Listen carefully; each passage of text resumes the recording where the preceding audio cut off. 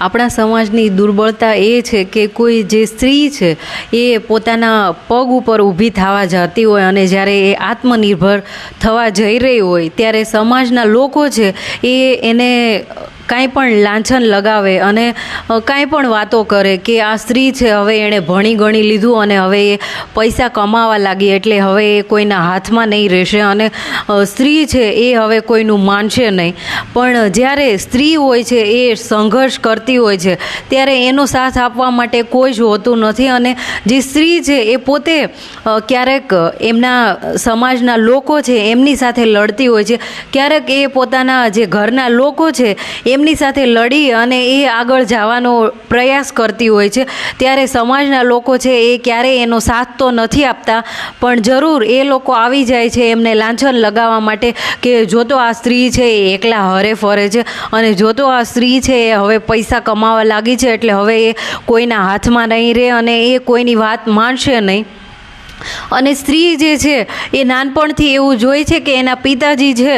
એમને બધું માન સન્માન અને જે પેલા જે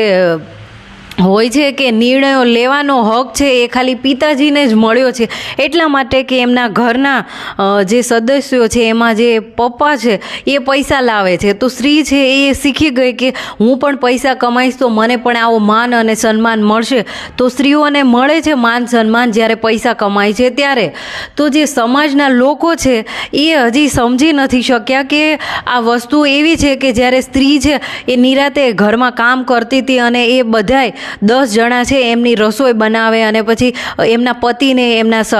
જે સાસુ સસરા છે એમને અને એના પતિને અને બધાને ખુશ રાખતી હતી, ત્યારે તો એની કદર કોઈએ કરી નહીં અને એવું કહેતા હતા લોકો કે જે સ્ત્રી છે એ ઘરમાં રહે છે એ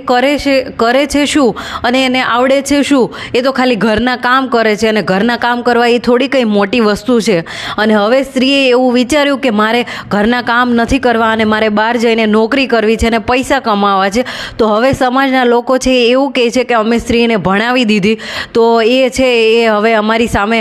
જબાન લડાવવા મળી છે અને એ હવે કોઈના હાથમાં નથી રહે, અમે એમને ભણવાનો મોકો આપ્યો એટલા માટે.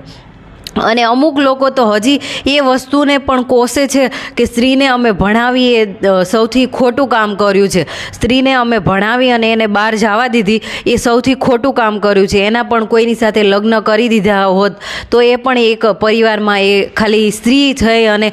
કોઈની પત્ની થઈને કોઈની માતા થઈ અને કોઈની વહુ થઈને એ નિરાતે રહેતી હોત. એટલે આ સમાજ આવો છે.